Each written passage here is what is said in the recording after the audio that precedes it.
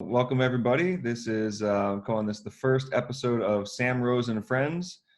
This is a very half-brained concept right now, but the idea is it's COVID-19 and we're all bored, don't have much going on, so might as well start a YouTube channel. In this, show of sorts, I plan to interview, people that I know that are doing cool stuff or have interesting takes on things going on, or just, to call family members and have funny conversations. I might also post some, funny creative videos at some point in time, or just my, rants and takes on things that are going on in the world, different moments. Kind of an open format. Today, this is, kind of the inspiration to get this started. I have Eric Geaver on the line, and Eric is a guy that I grew up with, know since high school, and he's been out here and he's doing some really cool stuff to help really make a difference in what's going on with COVID-19. So Eric, I'll let you kind of describe what it is that you're doing and how this project got started. Oh, sure. So again, my name is Eric Geaver. I live out here in Orange County, California. I've been here on and off for the last 10 years. And I was in Virginia for a few years here and there. But anyway, I'm an aerospace engineer. I've been inspired to do a lot of 3D printing of all sorts of things ever since I formed a co-op at work with about 10 other coworkers back in 2012 or so. We got our first 3D printer. It was brand new at the time, and we're always trying to think of things that we could do with it that can really make a big impact and changes. So, throughout the years, I found ways to do that in maybe small scales. When this COVID-19 crisis started, I started thinking of ways that we could really try to make a difference. And, one of my big inspirations is to, try to find technical solutions to big problems, big world problems. And so I have family that are in, or at least used to be in healthcare industry.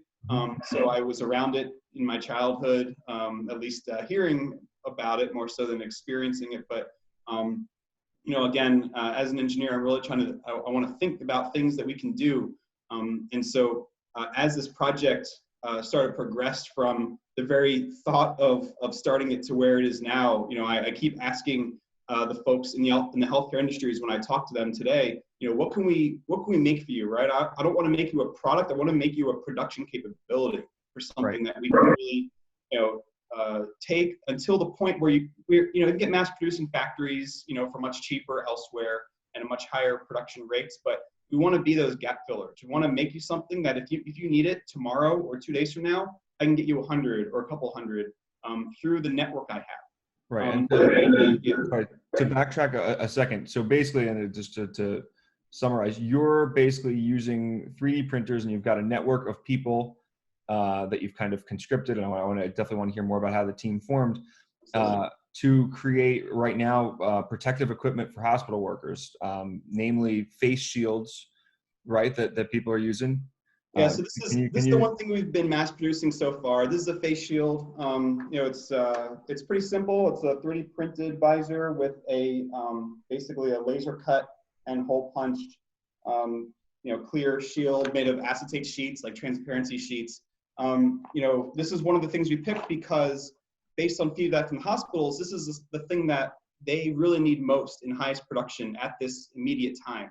And so that's how we wanted to help. But the way this really started and how I started recruiting my team out here was that I've been a FIRST robotics mentor for about 12 years now. Mm-hmm. And I've supported 6 or 7 teams at this point through those years. But this past year, I got really into 3D printing with the students that I mentor in Long Beach. I'm currently a mentor of what's it called, Poly Robotics, Poly High School in Long Beach. Okay.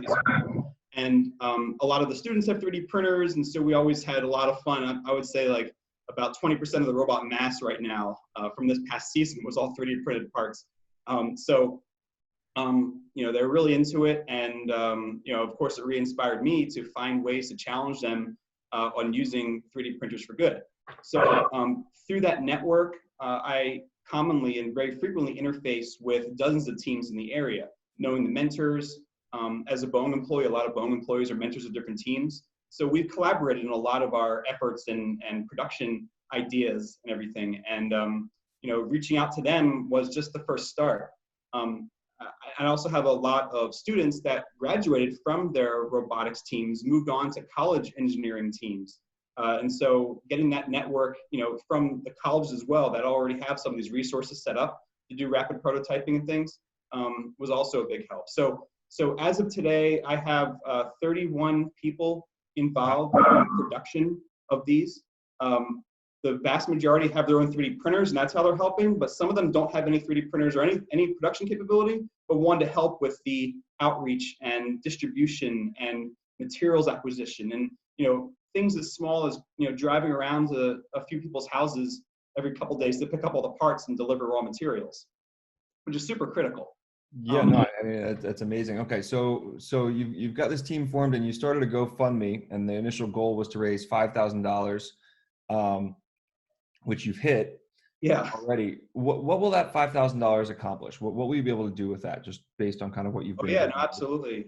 So when I created the GoFundMe, it was really more of an impulse because I had a lot of coworkers and folks who came up to me and said, "Hey, I want to contribute to this. I want to support you, help you buy materials. So how do you do it?" And the first thing I said, this is only last Monday or so. I said, "Well, I guess Venmo me and I'll show you what I buy with it, or just send me materials to my house." Some folks recommended I start a GoFundMe. That was my first GoFundMe. I've never used GoFundMe before except donating myself to other people's causes. But I thought, hey, this is a good way to be able to spread and share what we're doing a little bit, and also give the folks who are helping me a lot of visibility as well, so that I can feature them, which I started doing the last couple of days here, in order to see that this is really a community project. And so the GoFundMe, the platform at least, has been able to help spread the news via links better than a Facebook post, right? And get the news out there. And at the time, I wasn't quite sure where this was going to go, or how successful I would be. I thought I'd recruit a few robotics students with me to make maybe a few hundred of these per week, if that. Of course, we had students who invited other students, who invited friends, who invited their teachers, and then their colleagues. All of a sudden, I have this big network, and of course they're sharing with everybody, which really helps the GoFundMe fundraising. I mean, right now I'm using it to buy up materials. I mean, we're feeding over 40 printers, and from a cost per spool perspective or whatnot, we're trying to, as we mass produce, lower the cost per unit and get as many units out there as possible. So as an example, right now we're running at about 65 cents for one of these.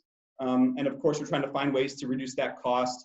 The costs have gone up a little bit in some cases because the materials are getting hard to find now that there are other groups across the country doing things like this. Maybe not the same exact thing, but as we're all trying to just procure materials and get them distributed, obviously that's one of the major costs. And of course, I want to take care of the people who are putting their own resources in, by terms of making sure if their printers break down, that we can get them new parts so they can keep going and print. Make sure that everything that's being donated here is really going directly to this cause. And and for example, things like shipping. I'm trying to tell a hospital, oh, you're in New Jersey and you want 100 of these? Yeah, here, no problem. I'm not going to deal with asking you 25, 30 bucks to ship a big box to you. I'm just going to send these to you. And that's what this is really funding here. Got it. But basically what we're looking at is thousands of these just from that initial $5,000. Oh yeah. I mean, our goals have moved up over time. It went from, oh, maybe we can make 1,000 over time to, now we're talking maybe 10,000 or more, right? Maybe many more than that, depending on, how much further this goes, and, how much more funding and support I get from everybody. Yeah. Got it. Okay. And so you've made a couple hospital deliveries. You made a pretty big one yesterday, right? And it seemed like, it's some pretty cool experience there. Can you tell me kind of what it was like? Yeah, absolutely. The very first hospital, so we were trying to look around, say various hospitals, UCI and UCLA and others, hey, would you like these shields? Can we help you in any way? What can we do? And a lot of them said, oh, these aren't certified by some big health organization. They weren't quite sure what to do with these yet, right? And we didn't want it to go to waste. We didn't want them to put it into some storage bin and then never touch them. So we were really trying to find the hospitals that were in the most need. And at the very start of this project, I joined a group from Weill Cornell University, the Weill Medical Center, and they were producing these things. They have even a bigger group than we do currently, several thousand of these, and they were sending off to New York City. So I started by just joining that group. They were the ones working on the approvals for specific designs. So obviously the network I have are a lot of engineers or engineering type students that really like to come up with like, oh, we can make this better and this better and this better. But we're trying to find things that work, that are quick to build, and other hospitals have seen them work and can accept them at their locations. But anyway, getting back to your question, so I reached out thanks to a couple contacts from coworkers to local hospitals, and my email got around and forwarded to various folks, and then someone from the Mission Viejo Hospital in San Diego, in South Orange County, feels like San Diego when I drive down there. He said, hey, yeah, we can definitely use these. We're going to be running out of shields in like a week, and we need them now. So we have several hundred people we're trying to protect, and this is the most important thing we can get right now. And so, of course, with that call out, we said, oh, we're gonna give you these. We want to give you as many as possible. So our production wasn't quite up there yet. It took a good 4 or 5 days to create our first 100. And I proudly assembled them all and delivered them in a huge box. And they grabbed these, they put them on their staff right away. And, first off, complimented how comfortable they were, and provided some really great feedback as well. For example, fogging. Apparently a lot of folks around the country have problems with breath fogging it up. So we actively found solutions for that, different types of cleaners and agents and stuff that we can use to prevent fogging. And so I'm working with them right now to help optimize this so that when we go to these other hospitals that we're about to make deliveries to, that we're giving them the thing that they can use most right now. And that's just growing. So that doesn't just mean shields, right? That could be other things. If they say we need something else. And in fact, I've been iterating with some hospitals locally about different things that we can make for them. And a lot of them early on would forward me on to say like a web form. What can you give us, right? And it wasn't, I was not trying to just give them a thing. I was trying to give them a production. What do you need, and what can we give you like quickly? And if you need this part, I can tell all the printers in my group here, just make this right now and give me 100 or 200. So that was kind of the uniqueness of this group, that we can do this. I've been talking, and I wish I had a sample with me right now. I've been talking to the folks at that hospital, Mission Hospital, about what else we can give them. And he invited me to check out one of their Code Blue exercises. Basically, they set up a lot of tents in their parking lot from anticipation for a big surge to come in. And there were no patients out there yet. Their hospital isn't overflowing quite yet. Our California, some areas are not as busy as others, but they knew it was coming. So they were rehearsing and all this, right? As I'm watching the rehearsal, I'm talking to the nurses and doctors who were there and saying, what kind of things do you guys run into that you just wish you had that you don't have with you right now that could help your job? From that, I got great feedback. For example, we have pressure points here and there. When we wear the surgical masks, our ears get a little bit numb wearing these for 12-hour shifts, because normally they're on much shorter shifts. Right. So from that, did some research and found something that I'm actually delivering to them tomorrow. I'm giving them about 20 of them to try on. It's this thing that goes in the back of the head that can, you can put the strap on the head, on the device instead of your ears. That would take the stress off their ears. So, things like that. A lot of places are starting to make ventilator parts, ways to split ventilators. New York City was the first one to do this and actually had it approved, statewide, I believe, at least in the city, where they're feeding 2 people with a single ventilator because they don't have enough. Right. And you can make 3D parts that can easily adapt to whatever type of ventilator system they have in stock and whatever brand, and create valves, everything you need for that. So, and quickly. So we're trying to see what else they want that would help them. And so far the shields have been the big thing, but needs will change over time as this pandemic goes on. So. Gotcha. Yeah. And so I guess, for people that aren't familiar with 3D printing, I'll try to summarize it, and then you can correct me where I'm ignorant about it. Basically, it's a printer like someone has that would print on paper, but instead of printing on paper, it's you give it certain materials that it needs and a certain kind of blueprint, and it spits out the thing that you want to create. Is that basically? Yeah. So we have digital models. They're called CAD designs, digital with actually in a file format called STL. It's just the model itself, and they just they look like the model that you see here. This is just on a computer visually, and think of it like a glue gun, right? Like a hot glue gun, and you're moving the glue gun around, extruding plastic around. But because we have a computer and machine doing it, with much higher precision and smaller amounts of time, of course, for accuracy, that it's basically creating the plastic layer by layer from the ground up. And so we can put several of these on the printer and walk away and come back in a couple hours and they're ready, right? So from a labor perspective, the labor is, press go on the machine, take the parts off, press go again. And so it's easy for especially the bored high school and college students right now to kind of do and get back to their video games or whatever they're doing, or their YouTube chats, and then 2 hours later put some more parts in the pile. Got it. No, I think it's fascinating, and it's an amazing and needed kind of solution at this time. I think that's it's almost the right time for this kind of technology to exist. Now you're not, when you're making these, you're not, selling them or profiting off them in any way, right? You're just no way. I mean, the hospital gives us a request, we put it on our spreadsheet that tracks, who needs them, and then we just get them out there. Yeah. So this is all 100% volunteer initiative. Folks are free to come in and contribute, and then stop contributing whenever they feel like. I was raising the funds in order to purchase the materials for everybody, right? And of course, I'm printing myself and trying to come up with new solutions and be able to be the one leading and managing distribution of everything.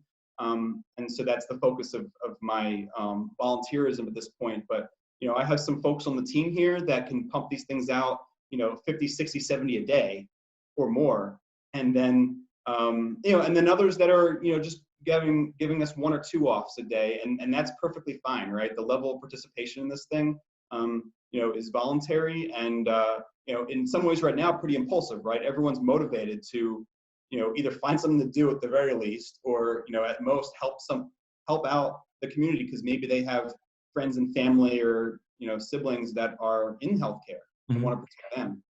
So everyone has motivations for this. Yeah, and so how are you getting the materials? How does that process work?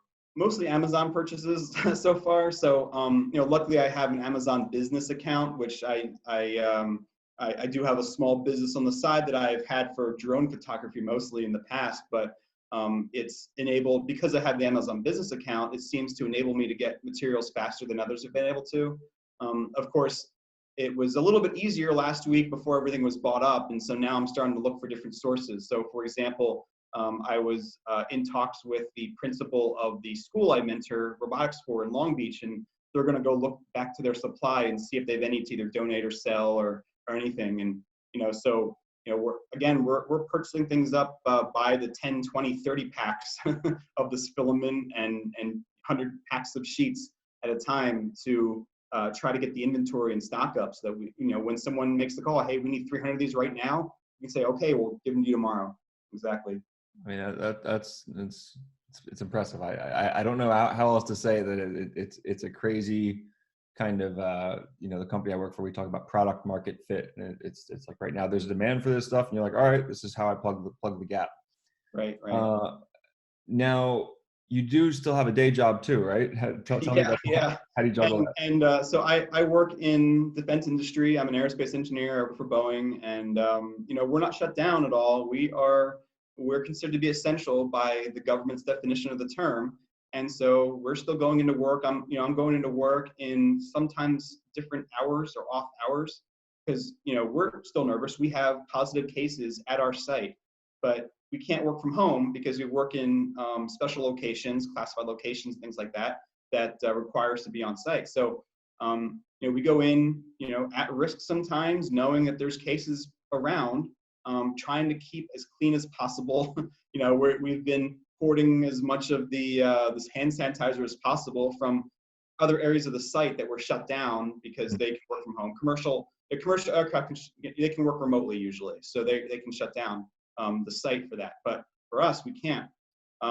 We've been working, like for example, I went into work last night, Saturday night, just because I want to lower the population density in our area. You know, we have cubicles; they're pretty close to each other, and we just want to stay out of each other's way, do things remotely within the space as possible, right? So we have a meeting. We normally meet together in a huddle room, I mean, but this time it's all phone conferences just inside our area. Got it. Yeah, it's crazy the way that workplaces have shifted during this. So now, back to the project. Are there any kind of barriers? I know that we've talked about kind of supply chain could be running short of materials that you need could be a barrier. What kind of things are possible kind of obstacles to the operation that you could foresee? Well, certainly the supply chain can be a barrier, until we start finding new sources of material besides just relying on Amazon all the time. There will always be that kind of shortage. But I do know that the folks that I work with on a day-to-day basis, we experience this in robotics because, if there's some motor amongst the 5,000 teams that they all want to use, that motor runs out. And now we have to find different ways to handle this. Some of us have 50, 60 spools of filament just in stock, and maybe it's not exactly the right type, but it's good enough in different types of materials. So we can manage the supply chain, and another situation we can solve. Another thing we're trying to be careful about is sanitization of these, right? Because we know the hospitals have their sanitization procedures. We're giving them instructions on how to sanitize, but we have to be careful ourselves because those of us who are working on this project could theoretically be a carrier as well. And we certainly don't want to make each other sick, and we don't want to make the hospital sick by just giving them parts that we're working on, right? So we've been enforcing things like, make sure you put them in a bag of 20, right? So that we can sort them well. And we know what kind of material it is. If you have any IPA, make sure you clean it off and wash your hands before and after you touch all the parts. So we started to incorporate this kind of stuff. And early on we didn't do that. We realized that we really had to. And no one was in danger from our early shipment. I told them, hey, look, this stuff, just sanitize it, and then you can spray it down or something, and then put it on. It should be okay after that. But hospitals have heavy standards, and we're trying to meet them, but we're doing so in a still low budget and all volunteer basis, which obviously is different than the supply chain they're used to. Right, but I guess that's kind of. It is kind of a volunteer, kind of almost a militia, right? I mean, it's like this is kind of an internal war effort, and it's kind of like, okay, we don't have the high profile, amazing, tech produced by big corporations. This is like, hey, you need this now, and other reinforcements aren't coming, so this is what we've got.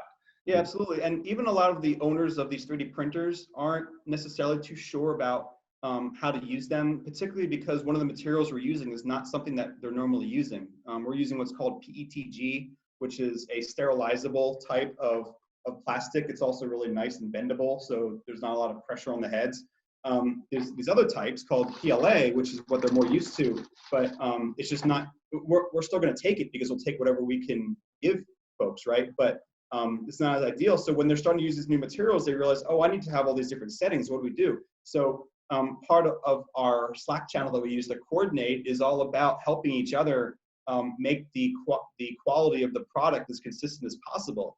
And so, of course, I'm going through and spot checking everything and make sure it all looks good, but we're trying to help each other even before it leaves the house of the person working on it, to make sure that what we're giving them is what they can use and doesn't, crumble or something as they take it out of the bag. So, I think that's great, and it's cool. And I assume that as this goes to other places, that knowledge that you're building is probably going to be very useful for other people if it's, shareable. Yeah, absolutely. In fact, I've been helping this group in Hawaii right now who are starting their own group. Their first problem was they're having trouble getting supplies because getting things out to Hawaii is more expensive and takes a lot longer. So I was helping them try to source these materials. giving them the information that we're using and the lessons learned that we have from our tracking databases and distribution networks of what we learned so that they don't make the same mistakes early on as we did. And I learned things from the group that I started with in New York. So, every group here is kind of passing on the information to make this more efficient of a process. Got it. Okay. Now, you've already hit your initial $5,000 goal. What's the next goal? 10,000? I don't know. Here's the thing, as long as we have a way to pay for it, I'm going to keep buying up materials and distributing them to the folks, until the crisis is over or the money's gone, right? Because, I did donate, obviously, initial supply of materials myself and spent that amount of money, but, I can't put up this amount myself either for this cause. And needed that help. So yeah, of course, the GoFundMe, again, the original number is an arbitrary number. How much could I do with a small group that we think will last us through the end of this crisis, however long it is, right? Now that I have such a big team and it's growing every day, we have a lot more capability, and therefore we burn through a lot more of these funds just to keep all the printers fed and keep the machines flowing and working. So it's hard to give a dollar number. It's obviously it doesn't need to be a dollar number. It could be so that the goal is, I think, would be more. In fact, it's probably more important. What's the impact or the sure kind of like what the project goal is? We want this project to positively impact as great of an area as possible, both in our local region as well as ways that we can help in surge times in other areas of the country. Right now, I know New Jersey is a surging area, so is New York, so that's why we're shipping those out there. Other states and cities are going to have different times that their surge is going to be happening. And, frankly, there's areas in California that aren't hit quite as hard yet, and their surge is out in late April or early May. They have some interesting algorithms that actually calculate when the surge time is. So we want to make sure that we just have things ready to go for them, and that, we don't blow through all the funds before then and say, oh, well, your greatest time of need is now. We don't have any more. We gave them all to, out early. But yeah, so, our goal has been, our end goal has been a little bit fluid in this way, right? It's kind of adapting and changing every day as we learn what capabilities we can actually provide. I'm happy to represent the Long Beach area in this effort, because we're kind of centralized to the major population areas in LA and Orange County and everything. And so I feel like just, from a location standpoint, it's a good hub to really, keep this thing off. But like, in terms, it's hard to answer. Where is this going to go? I mean, we're giving hundreds at a time to each of these hospitals, and I see the request list growing every day. I think we're up to about 2,000 part requests, right? And we have close to 1,000 produced today. So just a few days ago, we only had a few hundred requests, right? So as that scales, we have to find ways to scale and lower the cost per unit potentially. This method of manufacturing does not give well to lowering cost per unit. It's just, that's not the nature of it. It's a prototyping way, right? So unfortunately, we're going to be limited by the amount of material we can get, the amount we can buy with the GoFundMe, and and again, the shields aren't the end game, right? The shields are the first of hopefully many different initiatives that we can do with this project that are all in the name of solving the global, helping at least locally to solve the global problem of, we need things that people can use to do their jobs more effectively to help this crisis, right? It doesn't have to be PPE, right? PPE is just the most needed thing right now, but a week from now, it might be something else. And we want to flex our ability to do that when possible.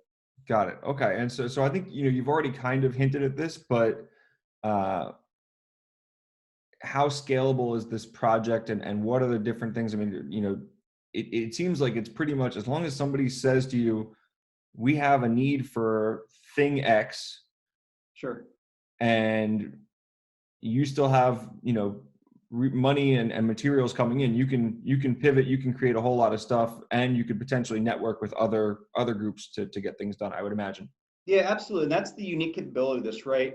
Our scaling from a pure output standpoint is linear, right? The more people we have doing this, the more parts we can make. But it's linear, right? It's not exponential. We Mhm. can't just ask people to start making them at double the rate because this particular technology is not conducive to that, Right. right? Like a molding machine would be, or a company able to throw things at this, right?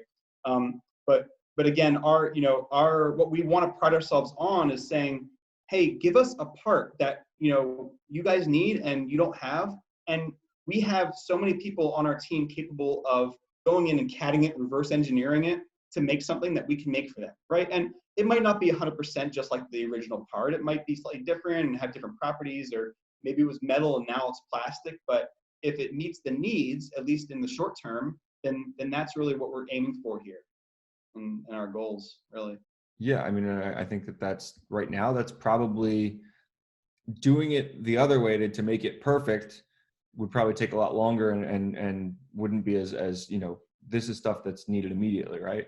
And there's a lot of yeah, and there's a lot of media coverage across the country of sometimes companies stepping up to help with this, to think about what they need to do. I know there's one particular company in LA that is in my industry. I'm not going to say which one.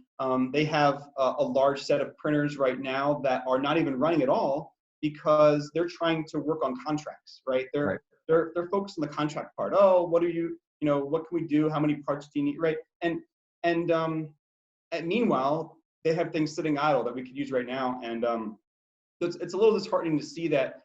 I mean, in the long term, yes, you have to set up contracts. It's a business after all, and you have to make sure for these folks, you have to make sure what you're doing is the right thing, and you give them quality parts. But until those contracts are established, let folks use the machines in a way that can help the now cause. And there's other groups doing this different ways. Some groups are producing very low volumes, but they're producing different types to see which ones work better.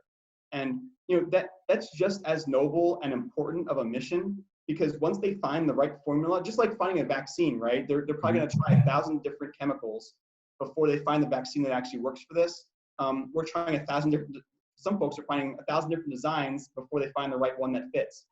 Once those groups actually find those designs, they ship them off to someone like my team, who can then, on a pivot, immediately produce as many of them as possible. So, I think in a way, a lot of these complement each other, and there's different goals throughout the different maker communities for what's happening here. But again, it's communities coming together and doing all this stuff that really makes it possible. So. Yeah. So building on that, if you could get this concept to spread and get teams like yours popping up in different spots all over the country, let's say that there's this kind of this Long Beach group exists in, 30 other states or who knows what, right? Sure. What do you think could be accomplished if you had that kind of network? Well, amazing things to start, because now basically every hospital or every healthcare group will have their own local source of things they need, right? So if for example, if we were to nationalize, let's say, a capability, or get it out there and get all these groups to work together, we can have groups working on things that local area needs without having to worry about shipping them out and stuff like that. And again, the needs will change as the surge and the behavior of this moves across the country. Again, face shields might not be necessary in New York after a week from now, because maybe they have what they need, or maybe think things are getting better in that area. But now all of a sudden we need some other part. They can work on that, and then you can watch the wave travel, and the parts get iterated on from a design perspective, and the improvements made over time. We want to learn from other groups about what's working for them and what's not. So, and the more people that are involved, or more different communities that are involved in that, the better the process gets. So that's absolutely what we can do. Cool. Okay. Last couple questions. One is, if people are out there looking at this crisis and they're feeling, and I just mean ordinary people sitting at home doing their quarantine and chill Netflixing, and they're feeling like, oh, there isn't anything I can do. I would want to help, but I don't really know what to do. What kind of would be your advice to them? Well, sure. I mean, so the first thing is spread the word about what we're trying to do here and how we're trying to help. Of course, it's easy to spread the news, right, and share posts and things like that. Of course, that's in some people's minds that's not as big of an impact, but I mean, it really is, right? Because the more people know about it, you start going around to say a $10 contribution here and there, and all of a sudden someone says, you know what, I want to throw a lot more money at this, that will get them a lot more productivity going, and all of a sudden you have a $1,000 donation and stuff like that, right? So it's not yourself, but someone else that that they know that that the network helps to find the people that want to help, right? In terms of other things, I mean, obviously all the medical experts are recommending stay at home, wash your hands, don't get sick yourself. And obviously that's very good advice. All of us react different ways to this pandemic, and it's so obviously just staying at home is a good thing you can do for the community, right? But if you do innovate a lot, and you're trying to find the urge to find ways to help, think about how think about skills that you've used yourself in different ways that can help folks. I know a lot of folks who are into sewing, right? And so they can easily sew up face masks and things like that. They have any type of, not even a machine, but just if they have bored kids at home and they want to try to mass produce something or let them work on something, there's so many things. Again, the masks are a good example, but there's other products out there. And I'm happy to work with you, Sam, or work with others to find ways they can help. And at least in our group and community that we're working with right here, we have people that don't have printers, they don't have laser cutters, but they're driving around and picking parts up for us and dropping them off and being the logistics support that we really need for this project. Got it. So I think that's the thing, right? Is that there are lots of ways. It's kind of using your imagination, being willing to communicate and just say, hey, what do people need? What are ways that I can chip in? Absolutely. And I think that's the spirit that I think will help a lot if people start. I think we've gotten through this kind of phase where it's like, okay, we're all at home, we're bored, and now and scared, honestly. But now it's like, all right, what are ways? What can we do from where we are? Yeah, With I mean, different people skill sets are and knowledge. scared. I understand people are scared. They get very emotional over things. They might have family or friends that are experiencing rougher times or worried about jobs and things like that. Um, I guess one thing that always helps me a little bit is to again find ways to be productive and say, hey, what can I do to really help this and change what's going on for the better, and just the creativity that I've seen so many folks be creative in so many different ways from all these different backgrounds, and with extra time on your hands, if that's what you have, you can kind of really put that creativity to the test. And I mean, just today we were trying to create some graphic design for some assembly instructions, right? I had a Word document I was giving to folks on how to sanitize appropriately, but I gave it to someone on our team who was really into graphic arts, and so they made a really nice looking graphic of how to assemble, how to sanitize, and things like that, right? Just the creativity of folks. You can come up with those ideas and put them, to apply them to ideas here. So. Got it. So there's a lot there, and so specifically with what you're doing now, this is the other side. If people do want to get involved in the 3D printing, effort, right? Can Sure. they buy 3D printers? They can donate money? I imagine they can volunteer to take supplies to hospitals. Oh yeah. What are the different things like specifically that people could do to get involved with your type of Absolutely. project? So, I mean, if you want to help our group specifically, and you happen to be in the area to do so, so one thing we could use is help with assembly, right? I mean, we're creating these parts. There are these shields you can see, which just come off with a cutter like this, and I'm cutting 20, 30 at a time, helping to get these cleaned and assembled and packaged for hospitals as we deliver them. That's one great example. If you wanted to get into 3D printing, I obviously highly encourage that as an enthusiast myself. The easiest way to do that, it's a couple $100s to buy an Ender 3. It's one of the printers I recommend for folks who are just trying to get into it. And that is more than good enough. I would say 75% of the people helping are students who have Ender 3s that they're good enough printers to do this job, and they're $200 or maybe sub $200 if you can find it. And so, I mean, that's not a very high barrier to entry for some people. And I realize it is for others, but even if that's the case, then the labor side of this, again, the assembly and the distribution is big. So if you're in the area, Orange County, LA, and you'd like to get involved, we do have like a Slack channel and a spreadsheet that we're tracking currently that we're using to keep communication with us. I myself can send you a link, or I can give Sam the link for folks who want to join that are interested. If you're not in this area, perfectly fine.